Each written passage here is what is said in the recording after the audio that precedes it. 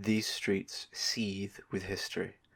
The building that our shop occupies is centuries old, and its walls tilt, and its floors slope like a medieval fun house. There has been a building on this spot since the Romans were here, and needless to say it has its due portions of light-as-air occupants who wreathe themselves around the fixtures and fittings and linger mournfully at our backs.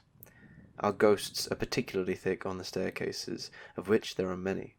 They have much to gossip about. You can hear them if you listen hard.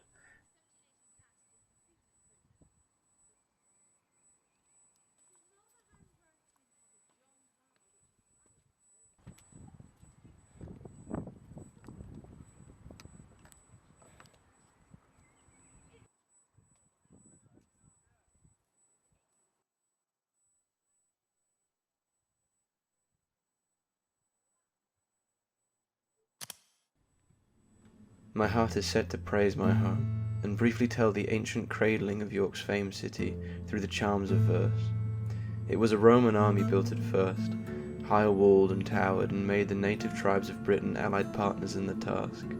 For then a prosperous Britain rightly bore the rule of Rome, whose sceptre ruled the world.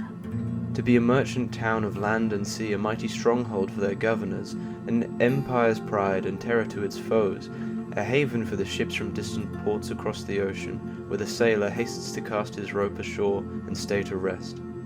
The city is watered by the fish-rich Ouse, which flows past flowery plains on every side, and hills and forests beautify the earth and make a lovely dwelling place, whose health and richness soon will fill it full of men. The best of realms and people round came there in hope of gain, to seek in that rich earth for riches, to make both home and gain.